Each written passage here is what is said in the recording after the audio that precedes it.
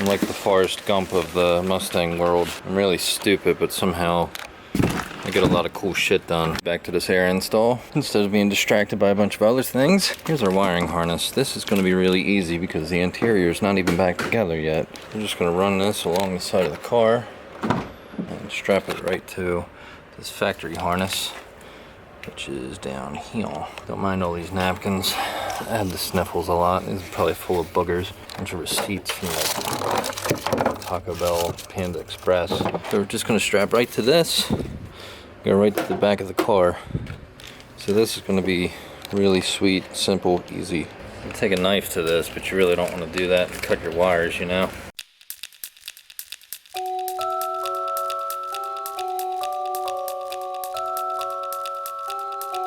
What I recommend doing when you do any kind of wiring, and even the airlines, you want to take all your slack and kind of keep it in the trunk just in case you want to relocate something. So I would feed the engine compartment stuff first. When you do that, there's a wire harness that goes through the firewall over here. I wound up making a hole a long time ago where I fed my harness. So I'm going to do that same thing with this. Reuse this hole. There's actually like there's a nub that you can cut off. It was actually better to use, but for some reason I cut my own little slit here, which was probably really dangerous. There's a lot of important wires that go through here. I'd come through here, strap onto this, and then once you're up here, you have this fuse box here where you can take your ignition source and tap off of some fuse here. I actually need to look that up. Then your hot and ground go up here to the battery. Let's do that. When you're fishing wires, you can take all these tags off because we're people that are smart. You guys are smart, I know you guys are. You can figure out that the pink's going to be ignition and the red is going to go to your positive. You know, red's always positive on a car, black's always negative. So the pink's going to be the ignition. Take all these tags off, take a little bit of tape. You want to make a nose. I know this from my electrical career. Make yourself a nose, that way you can just kind of poke this through the hole instead of like trying to do one at a time and then this will get stuck. You just throw some tape on this, make it nice and erect. You don't want to make it too girthy though, you want to make it kind of tight because you don't want your hole to be all loose and gappy. Another trick is to use what they call soap. It's like a lube for wire. You know, if your hole's really tight, you can kind of use that too. So then you can combine your erect head with a little bit of lube and then get in that hole. Once you get in that hole, it feels so good. Another trick that works pretty well is to take another piece of wire, kind of shove it through this side going in. That way you can just kind of use it as a lead, tape it to your nose. Once that wire's in, you can tape your airlift wires to it. Also make sure that your battery's disconnected, especially for this part. You really don't want to cut into some wires. It really helps if you have a friend for this too, because then they can kind of guide it in.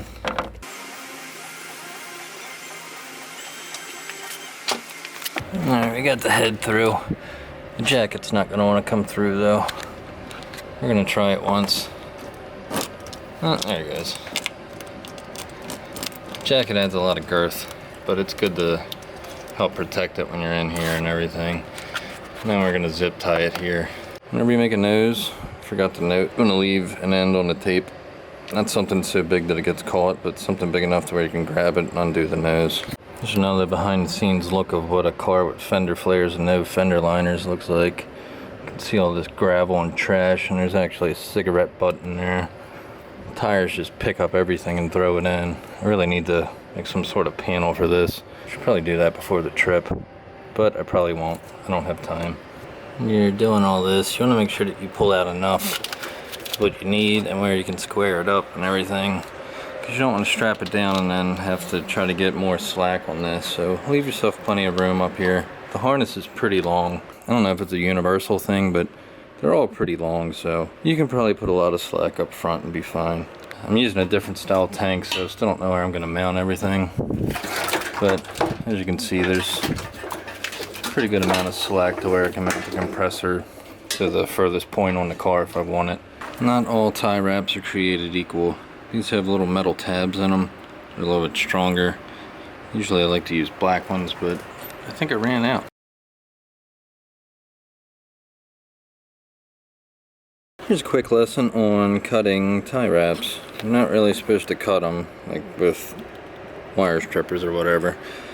You can, but really what you want to do is grab them with your linemans and kind of like twist them. Because if you cut them straight, they're going to cut you like a razor blade at some point. If you twist them like this, the end stays kind of soft. Make sure you don't cut yourself later on. See, it's a nice soft edge.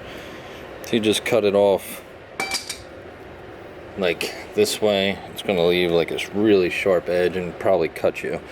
There's a hack though. If you take like the smallest wire gauge stripper and kind of cut it sideways like this, usually that'll leave it pretty soft and you won't cut yourself. They actually make special, I guess, tie wrap cutters for this application.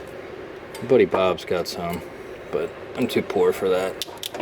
His company bought his, I think. I'm gonna tie it right to this harness here. Like I said, it's easy on this car because there's no carpet or side rails, but this is where I would take it. This is where I would route everything. I've seen a couple videos where they routed the wiring underneath the car. I really wouldn't do that. This always just seemed more convenient because there's that one grommet that you can bust through and everything. And the interior is not really that hard to rip out, in all honesty, but just tie wrap to this all the way to the back.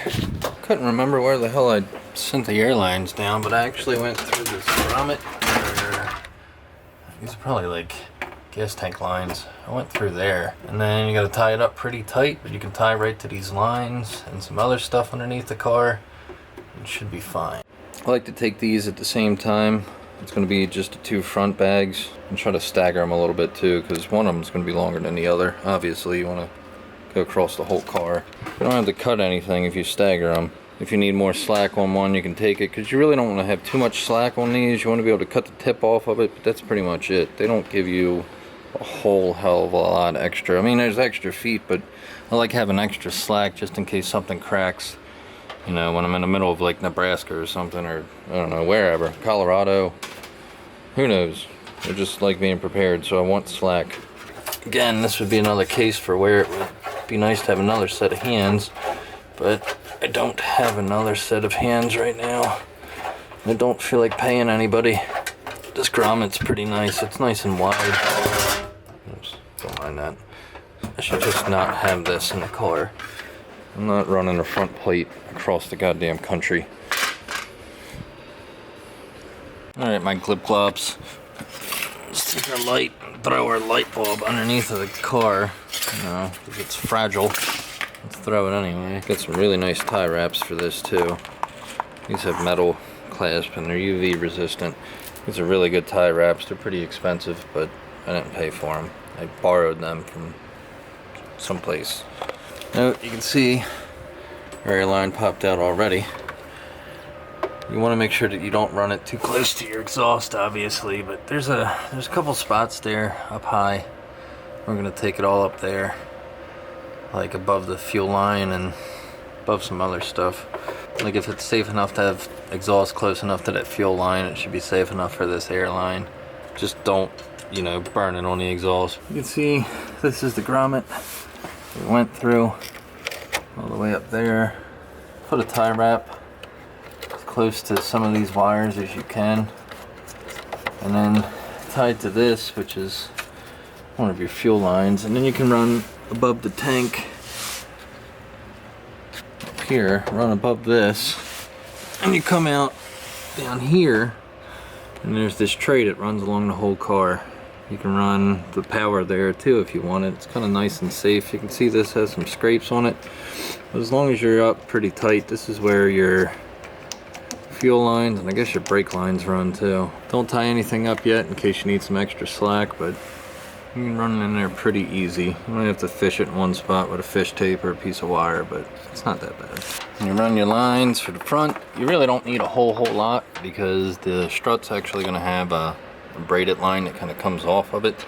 So really all you need is, and this is more than enough right here. we're gonna square it up a bit. So you really just need enough to kind of come up and go around here. But it's good to have a little bit of extra, and you want to cut the tip off anyway. Circumcise your airline, so we're gonna run with this. For the line, it's got to go to the other side of the car. That's going to be the longer one. We're gonna run it up and kind of go with these brake lines, tie in here, snake it up through here, and we're gonna take it along the firewall up top and kind of go up in this rail right here. It's a nice little pocket. It's not gonna get too hot. And then once you get it over here, you can kind of take it through here and then around here. Once you get in that pocket, you can tie to this too, kind of like we did with our harness.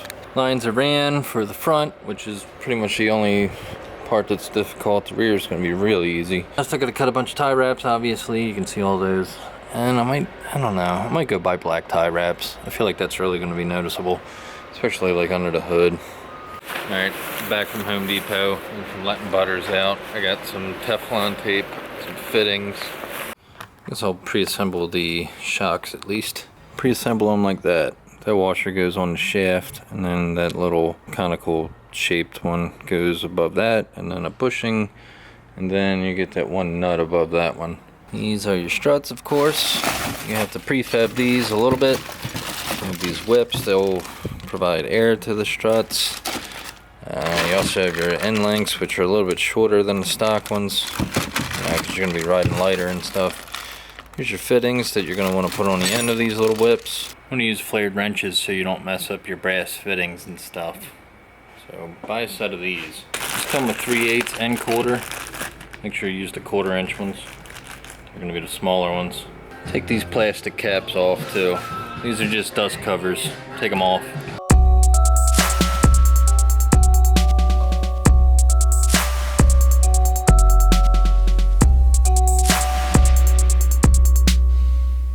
Cut this in with the help of my jack. Make sure you want to route your lines before you put your sway bar end links in. Another important note is that when you do your wires, the traction control crap and ABS crap, whatever the hell this is, you want to take this in between the end link and the strut, so you can bolt it back in to the back side of the strut. And you get this like little push pin one that I struggled with to get off. Then when you do this, you just want to shape this up to where there's slack. You don't want to tie it to the actual strut. So leave yourself like a little drip loop. And then what I do is I tie right here like this, and then cut your rubber line down. It gives you plenty of movement up and down, left and right. And you should be safe. As long as you like tie this up a bit, you know. Just so nothing falls and comes disconnected, blows out, kills you.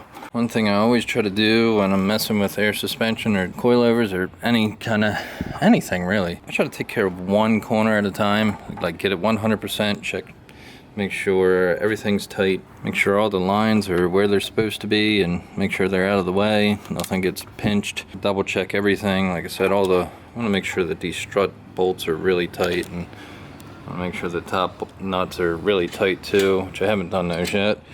Take care of one corner at a time. That way it's one less thing to worry about, you know. If you do like one piece at a time, you're going to wind up forgetting something. So be thorough and be humble. Sit down and stuff.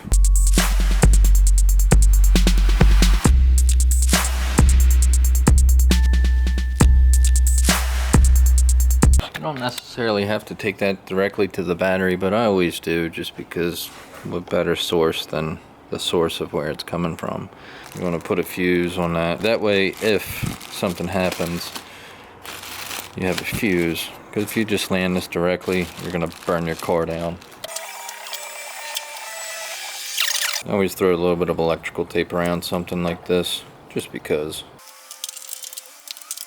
Like I said, you can hook this up now, just don't throw a fuse in here. Make sure there isn't one. There shouldn't be, but you know, just make sure.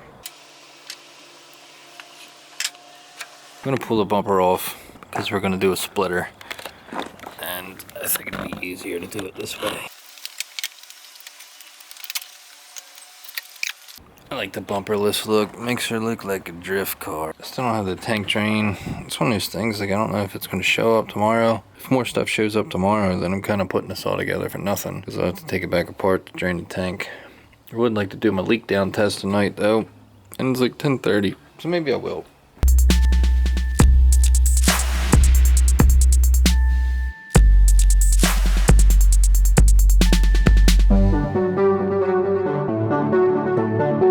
I didn't think I had enough fittings for all this, but apparently I did. I'm probably gonna fill the tank tonight. I think I'm gonna mount the manifold up in this corner, kind of up here. And then I can kind of have the line shoot down, but have them shoot down right here. That way they're not going to be in the way of all our luggage.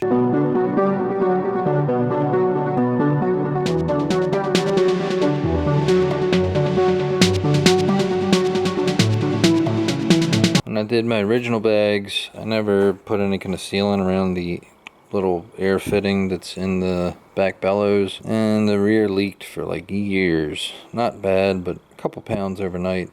Not anything when I was driving either, it was just when it would sit. So I pulled those out, and it turned out that they didn't seal them from the factory.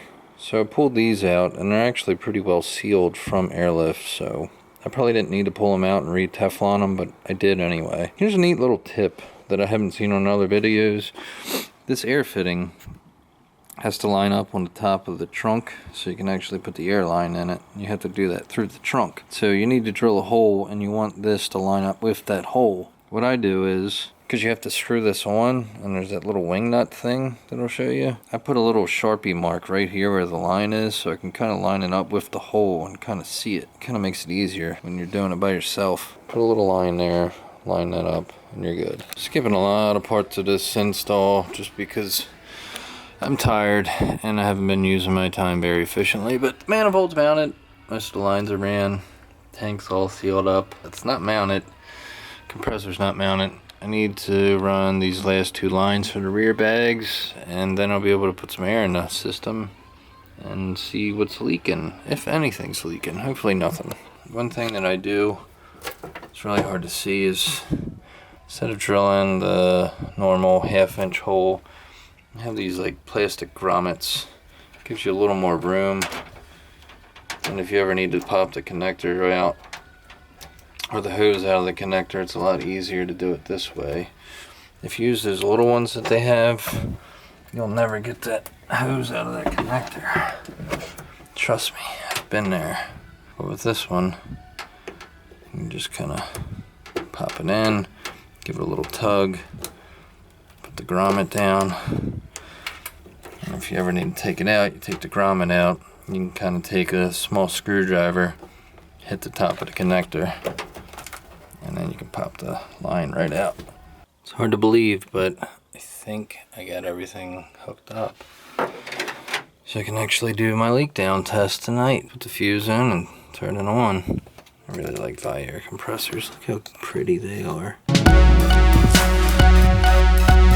It's actually like way late. All this test is for is see if anything leaks overnight. We're gonna start the car so the battery doesn't die. Compressor's running. Do like 50 something all around. We'll take a picture of this with our cell phone. See how many PSI we lose overnight.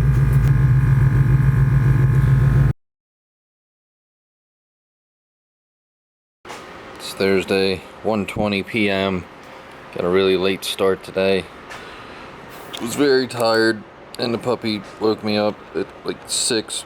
Still got a lot to do. Let's see what we're reading on the V2.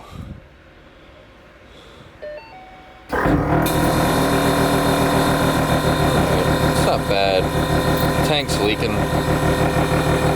This splitter has served me well. I've had it since 2013, but I just kind of ran out of luck on it. Hit some manhole cover or something. I don't know what I hit, but hit it pretty bad. It was enough that it ripped my tie wrap out and cracked the splitter.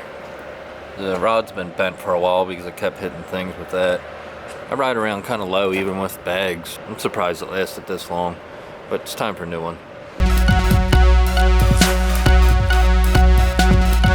Front fascia is a good front fascia, but just like everything Ford, it's all just held on with clips everywhere, like these little these back style clips, whatever the hell you would call them. So I always have bad luck with those things. I don't really have a tip for them either, like I've had to remove them easier. Just kind of pry up with a screwdriver and then hope it doesn't snap. I mean, I guess I really don't care if this thing snaps. Shouldn't really matter. I don't know, does anybody want to buy it? It's all cut up for Paxton's. There's the old splitter though. After prying every one of these clips with my handy dandy Harbor Freight trim remover tool, I think I might have got it finally.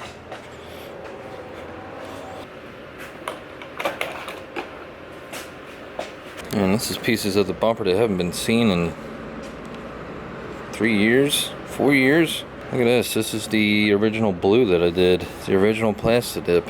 It's not my finest work, but I didn't do too bad. Looking at the texture of it and everything, it's not too bad. It's peeling a little bit. I think I might try to hide that in there. Just leave it. It's so crowded in here. Can't even walk.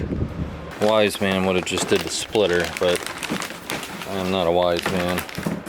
I'm like the Forrest Gump of the Mustang world. I'm really stupid, but somehow I get a lot of cool shit done. I love you, RTR. It's hard for me to say anything bad about you guys, because I love you so much.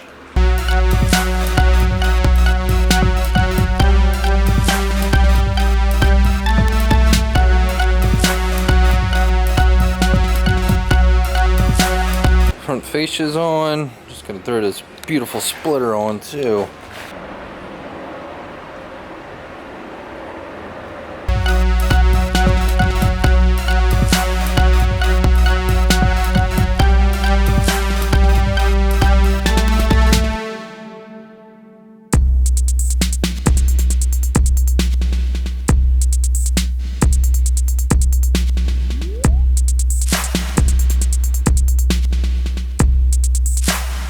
Surface was prepped and I got my mouth kind of where I want it.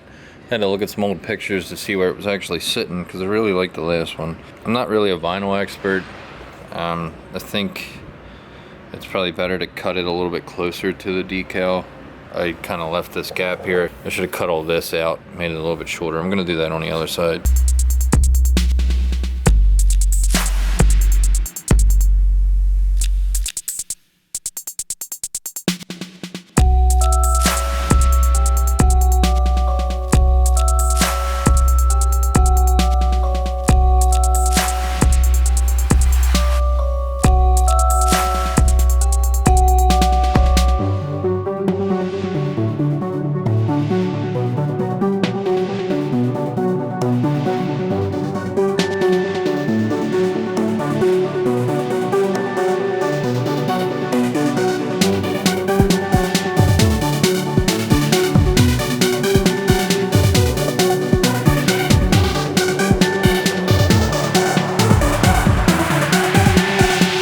Because it's a layered vinyl, I have to do this red separate. I believe this one is going to be, yeah, that's going to be the driver's or the passenger side. Like I said, I'm not a vinyl expert by any means, so don't judge me too much, damn it. I'm a Plastidip / Autoflex guy.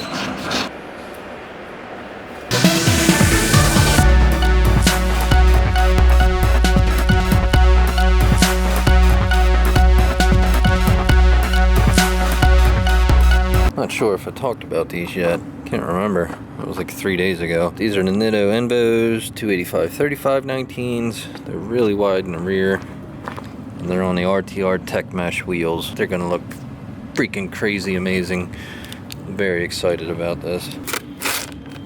Thought about leaving these on like all the stancy kids. I'm not stancy enough though. Look at this old Magnet. 2012. Man, it's old.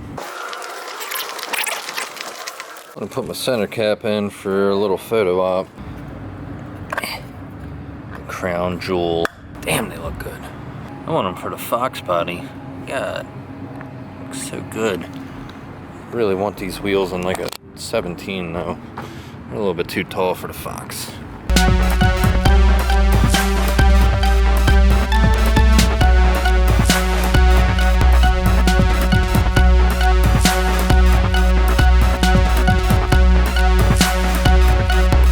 I was gonna go to lunch, but the anticipation's killing me. So I'm gonna take it off the jack stands real quick. Might even drive this thing to Sheets for a little shakedown. Let's make sure we didn't leave any wrenches out. Anything over here. Check our electrical connections one more time because that shit's important. I think we're good. Close her up.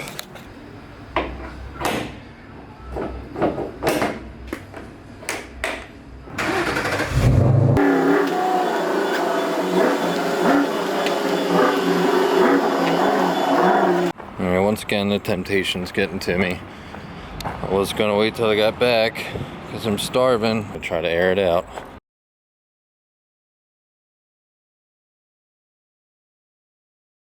Oh, it's so sexy. I'm really, really excited.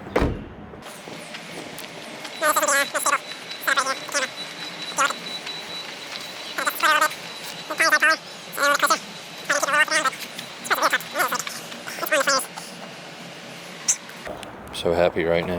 Sprayed another coat on this flare because I scuffed it up because I'm an idiot. And it's 8:48 right now. So I'm gonna go home and try to get a good night's sleep. If anyone was curious how the trunk setup turned out, it wasn't too bad. I still gotta bolt everything down, but the manifold's kind of cool up there in the corner. I was gonna take that car home just for a shakedown, but I don't know. Paranoid something will happen to it right before I leave, so I'm gonna take the Fox home. I want to thank, let me see who I gotta thank. That's underexposed me a little bit too, so I can look like a Jedi warrior. I'd like to thank me, because I'm awesome. Just kidding, I suck. I'd like to thank Andrew from Open Road Tuning for sending me air stuff really quick, and this was really last minute. I mean, everything got ordered last Friday. Thank you to American Muscle for sending me the RTR stuff so quick. Thank you RTR for being so awesome and making awesome wheels and awesome splitters. And thanks to Amanda for coming over and helping me identify a circuit. Thank you for watching. Please subscribe, and the Vegas stuff's gonna be really cool. Wait for that. Wait for all that. This is the before video. This is Leo. He doesn't like milk. The ass end really does need something. Yeah, I'm telling you. I say we just go to the donut garage, buy another stencil, fucking spray paint. Well, I might go there just for shits and giggles. Yeah, security. You could be like, hey bro, let us talk to Hurt. He'll remember us. He probably won't. Then he might. Alright, let's take this half a car across the country. Alright, here we go. Here we are in Bumberg, Pennsylvania. In the spirit of Halloween, we decided